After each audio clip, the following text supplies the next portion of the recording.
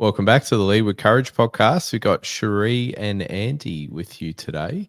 And by popular demand and a couple of requests come through, Cherie, funnily enough, people would love to hear what you have to say. And you, I believe, Andy. And me Actually, sometimes, yes. you're the dark horse everyone keeps telling me they want to hear more from. So, in fact, I reckon you've got to speak more, but we'll see how we go. We'll see how we go.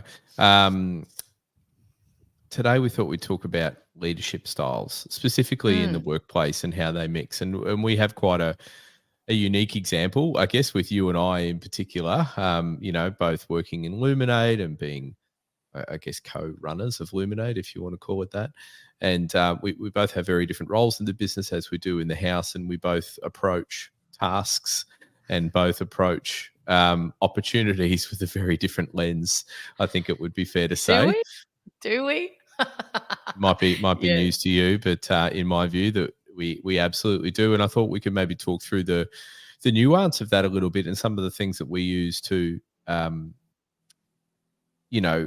guess, strategize and learn to communicate effectively with each other, especially when we're in the workplace and when we're outside of the workplace as well, and how that might relate to everyday humans in their teams and even with their families and just in normal life. How does that sound? Sounds good to me. I am a bit nervous what might come out. I kind of can't hide from this conversation, can I? We're right in it talking about how we work together. But I think you're absolutely right. It's, for some people, they do work with their partner, so it's directly a clear link there. But for many, it's more just the different styles and personalities in a workplace. So, yeah, it's beneficial for everyone, I would assume. Yeah, well, at beautiful. least that's the aim anyway, right? That is the aim. Whether they find it beneficial or not, we'll see. The proof will be in the views or you the listens, will if you find will. a benefit. You will find a benefit. We have to manifest that out there. Yes. So perhaps then if we kick off with leadership styles in general, if I can ask you an open-ended question, I guess, how would you define your leadership style? Well, if I was in a workshop right now talking about leadership styles, because we do that all the time, I would say there is no wrong or right leadership style. There's no ideal leadership style. But in answer to your direct question, I'd say mine is the best one. No, not at all. There you go. No, I'd say there's a lot of things I think I bring to the table as a leader, and there's a lot of things that I don't have at the table. So how would I define, maybe you answer that. How would you define my style? And we said we'd be kind today, so consider that in your answer. We did say we'd be kind, yes, maybe adding a podcast filter in there.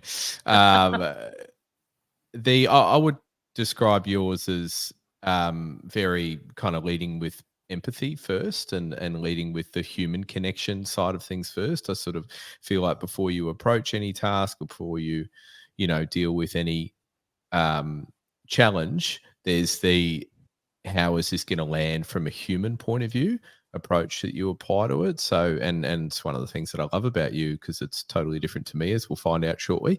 But for you, I feel like that's how you come from there, and then just sort of more from an inside out perspective.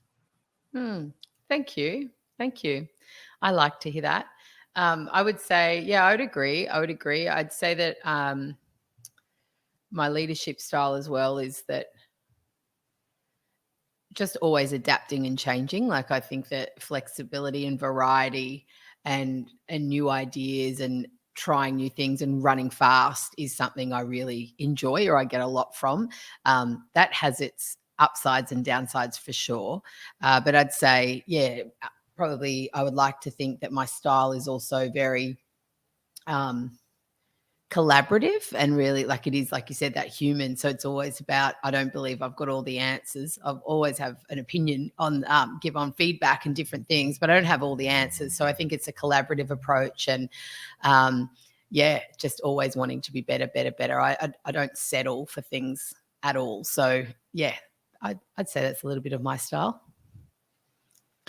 Yeah, I totally agree with that. I think that one of the things that makes you a founder, and one of the unique parts of the DNA of a lot of founders that I've kind of come to know or come to learn about through reading books or listening to podcasts is that relentless pursuit if you will. And I see that in you, that tenacity, and that just, I guess the other way of saying it is stubbornness in a beautiful way, to be able to sit there and say, you know what, resilience, relentlessness. we're just going to do this, and we're just going to make it happen. And no, we won't take no for an answer. And I think that's one of the big reasons that we, started this podcast, for one, but then, also look at the business, and we're nearly 3 years old now, pretty much just bang on 3 years old. And part of the reason that it's grown to what it is today is that sort of relentless pursuit of, we can do this, and I will do this, and yes. And that drives through with your leadership, the way that you kind of take control of meetings, I guess, and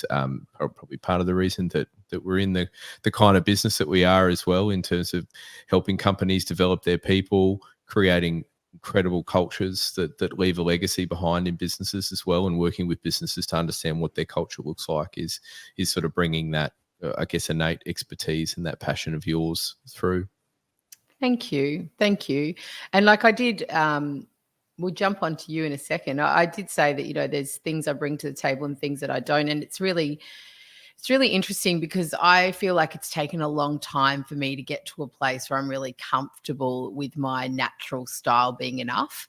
I know that, many, many years ago, I think that people element, that human element, which is just my natural style, I probably was led to believe that was sometimes weak, or it wasn't intelligent enough. It wasn't enough, that you needed to be the analyst, the logical, practical, everything's on a spreadsheet, and you're talking high level numbers, and it's all commercial all the time. Everything's very strategic, and you're just talking about the business all the time. And that is important. But what I probably lost my way a little bit in my own leadership for a while there, trying to be more like that, but recognizing I've got to learn those things. I've got to understand those things, but play to your strengths. And my strengths is around taking people on the journey, talking and hopefully inspiring a team and giving them a vision to aim for, and a belief, and the core values and the purpose to work towards, and collaborate and connect over, and be motivated to turn up every day for that bigger purpose, and for the team and for the customers. And now I realize that is not innate in everyone either. So I'm proud of those skills now. But I do remember, I was in a team many, many years ago, and I talk about this in some of our workshops. In one of the workshops we do around HBDI, the whole brain thinking, and the different styles, which I guess is where we'll lead to a bit more of today. I remember being a participant in one of those sessions, and you blow up the balloons, or at the time you blow up the balloons, and it shows the kind of your style, which is more naturally you. And there's 4 colors: blue, green, red, and yellow. And the red is really that empathic. It's the relational, it's the emotional, it's the expressive. That is just me all over. And I had, you're blowing up these balloons, and there was a few of us in the team. And at the end of the activity, my leader at the time looked around the room, and he goes, just way too many reds in this team. Remind me not to hire any more reds next time. We've already got enough. And can you imagine, like, when you're sitting there and you're the empathetic, emotional, expressive, all about the people person, getting told, we've already got enough of you. Like, I need something different. And I didn't realize at the time actually the impact that had on my confidence and my natural style. And probably took me on a bit of a wonky, wobbly journey around, well, what kind of leader should I be? What kind of leader am I?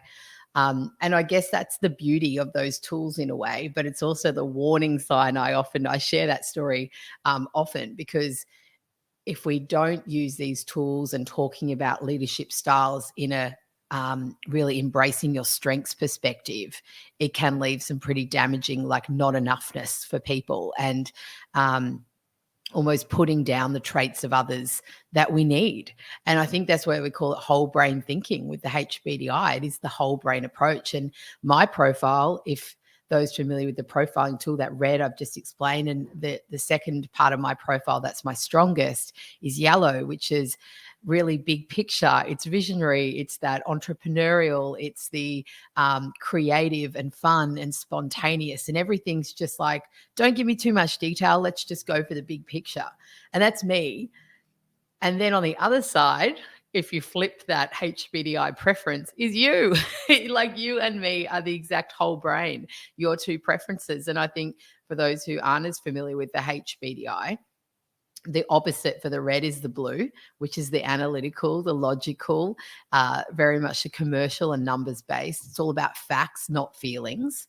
And then the opposite to that big picture yellow is the green. So the green is the organized, the detailed, the process, the schedule. Everything's got its place and its flow. So everything's got form versus like the freedom of the yellow. And I think that's what I would say that you bring. You bring that commercial mind. You bring that, okay, let's look at these numbers. What's going to work?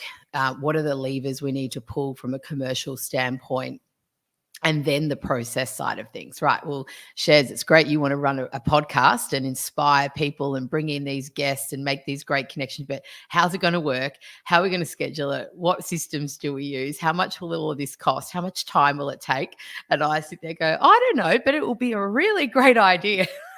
So I think, I don't know, to me, that's then what you bring. You really bring that other side of the whole brain in your leadership style. Yeah, it's a good point. It's a very good point. I think my profile is the more left brain side of things, which is more predominantly blue green. In fact, what we'll do is I'll just bring that up onto the screen now. Oh, will you?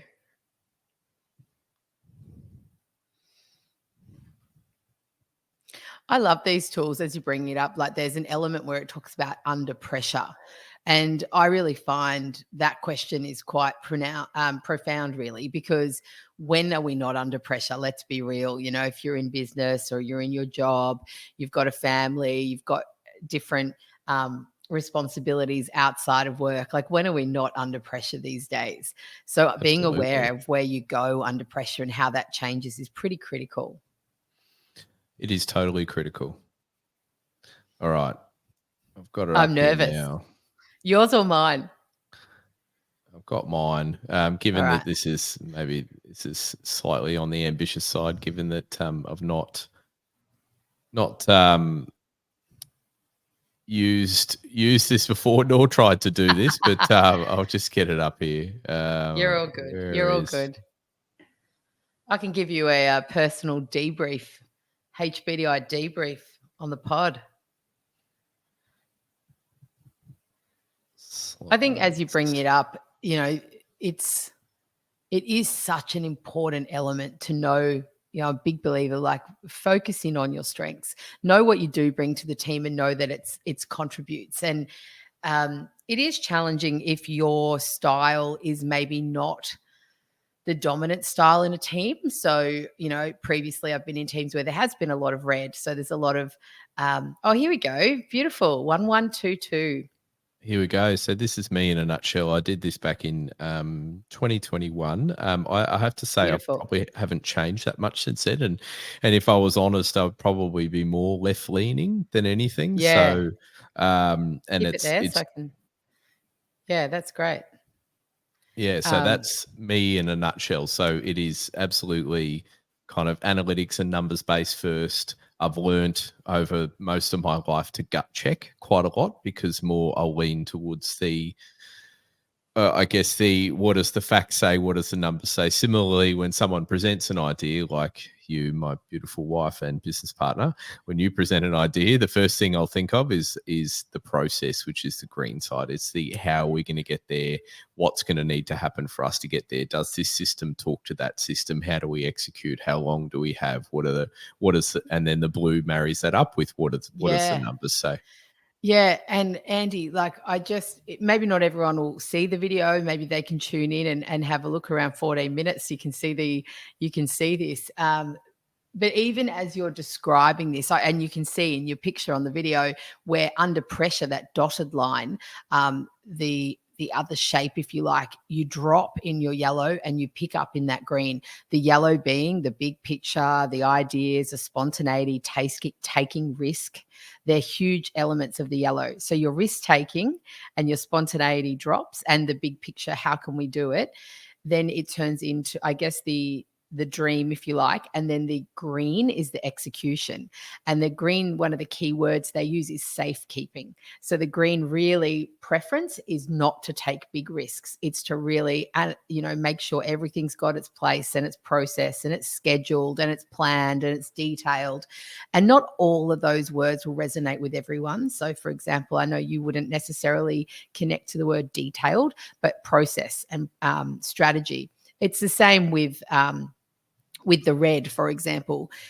People might connect to many of them, but they go, actually, I'm not a speaker. I'm more introverted. So I'm more of I'll listen, but I am expressive in my own way. So we can take one or two of the words.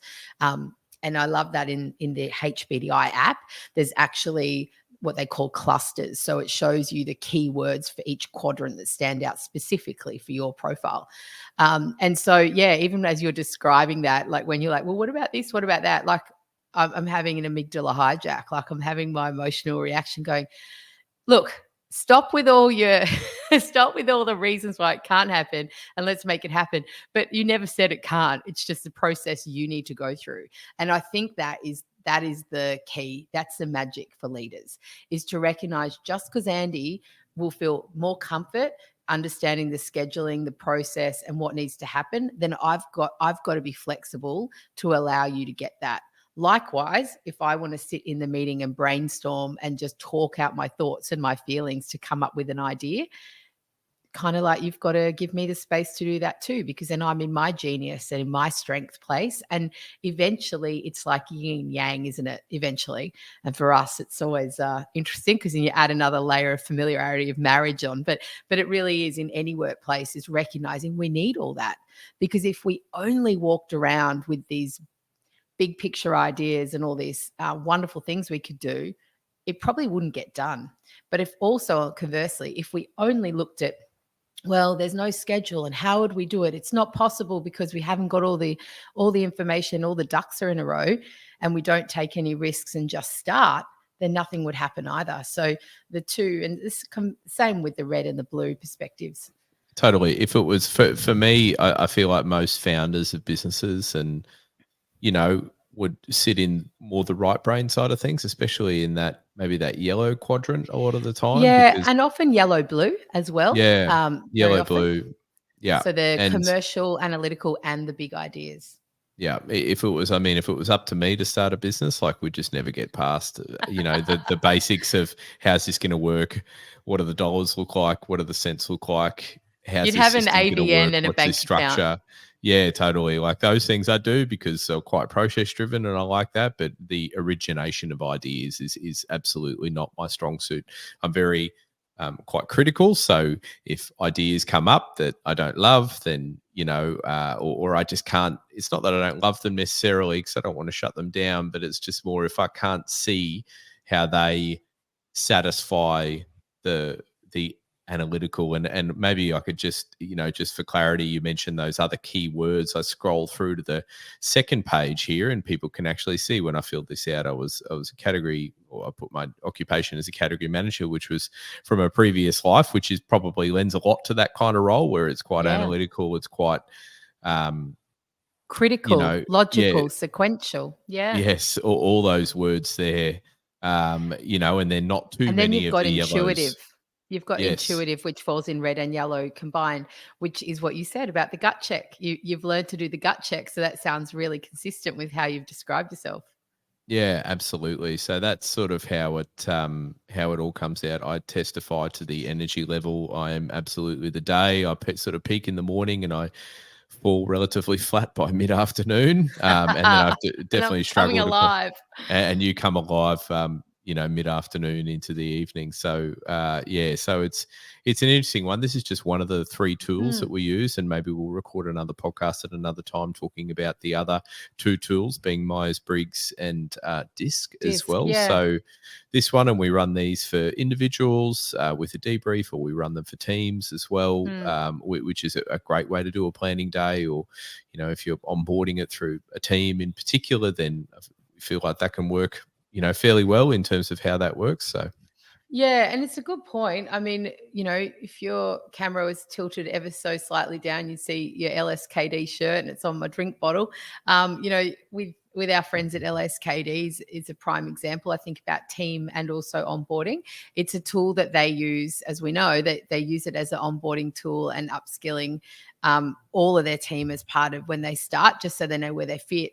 And I'm sure, and I know that the guys wouldn't mind me saying, but we often talk about this when you talk about founders and where people's strengths are. Jason Daniel, who's been on the podcast, the founder of LSKD, he is your epitome of yellow. Also, he's got a bit of red because it's about the community and how people are going to experience the brand. And so that yellow, red, but mainly yellow. And then when you put it on a map and you put these team mapping, which is what it's all about, because you've got to bring your individual, but what is everyone around you? How are you complementing each other? If you're too similar, we actually miss things. We want that whole brain approach. And so then the CFO, Matt, he's really blue. Keith, the COO, is really green. And so between the three of them, they really kind of cover off on the 4 bases with their 3 profiles. And that's why it works. Like, where one person will have the big idea, say Jason, Matt will make sure that it's a commercially sound idea. And Keith then is around, well, how do we execute it and how do we make it happen? And that's a prime example, I think, of when you want to look at the whole team, not just the individual. I do believe, and I see it all the time, is that you can have leaders in any of those quadrants and any of those styles. And as you mentioned, I think it's not just the profiling tools when we talk about leadership styles, but understanding those, I think they're a good way to discuss, well, how do you think? Therefore, if you think this way, how are you communicating? So if you're rolling out change, you think about it through those 4 lenses. Like, if you're communicating change to a team, are you just talking about the green, which is like, well, here's the schedule and this is what's occurring and when it's going to occur? Or are you talking about the yellow, the big picture of this is why it's happening, this is where we're going, take people on the journey? If you're rolling out change, are you looking at the red quadrant perspective and going, okay, well, what's everyone's emotional reaction going to be to change? What could some of the things that they do and say, and how do I counteract? And from the blue, if you're thinking about change, it's like, well, what's this going to cost? What's the ROI on this? Have we made logical, practical decisions here? And when you look at all 4 and then communicate change with a whole brain approach, it's really balanced. But if we don't understand our preferences and we don't understand our natural ways, then we absolutely come out with a biased approach. And that's the same with giving feedback. It's the same with running meetings. And I think we can apply these styles to everything we do. Yeah, absolutely. Absolutely. I think that's bang on. And I've just got another document up here as well to maybe share, which is just around kind of how it all looks from a team perspective, which is one of the things that we could kind of blend in as well. So I'll just share this here.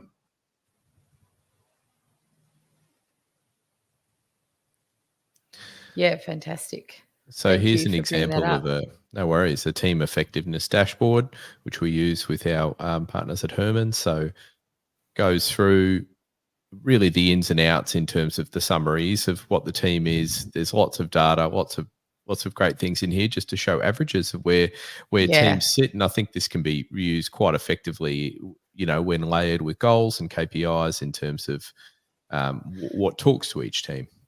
Yeah, I remember a specific workshop I used this with, and it was just so powerful. Just seeing where we believe we should be and where we are and how important some of these traits are, and then to see, well, where does our natural team sit? And the beautiful thing, and I think this is the important takeaway for us all, is that all of these skills can be developed. So it's not an innate thing that then if you don't have it, you can never develop it. We talked before about commercial acumen and the numbers and understanding P&Ls and going through all the finances. I should never say never, really, should we? But, there's hell would freeze over before I was a CFO for a job, that's for sure. And I don't think anyone would trust me with that job anyway. But the thing, so it's not my love, it's not my passion, it's not my natural strength. What do you want to say about that? The first step would be to log into internet banking.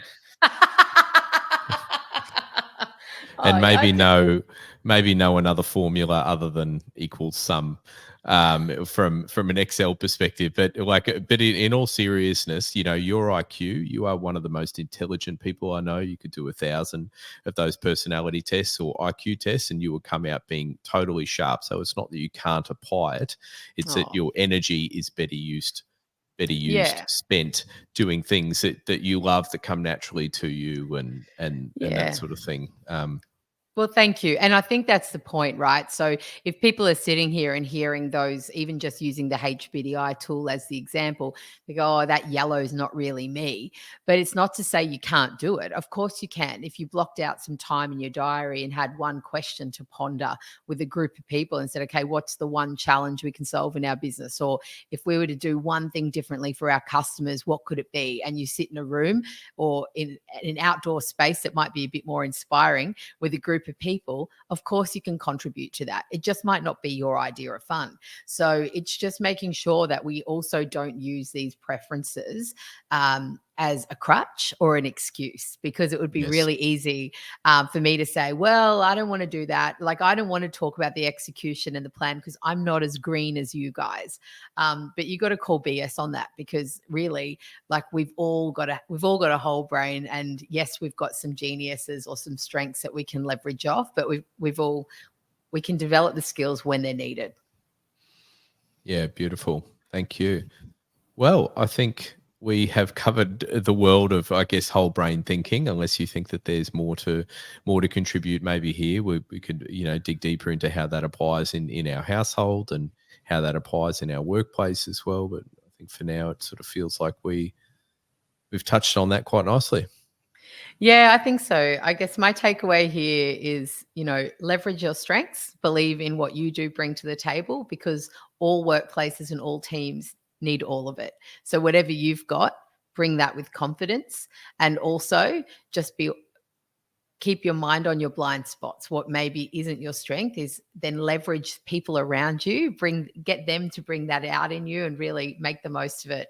But ultimately, yeah, own your style, and it is enough, and just build the team around you so that you've got that whole brain approach. Yeah, beautiful. Well said. Thank you. All right. Thank you. Well, thanks for joining the Lead with Courage podcast, co-host Cherie. And until Thanks next for having time, me. until Go lead next with time, courage. go lead with courage. Thank you.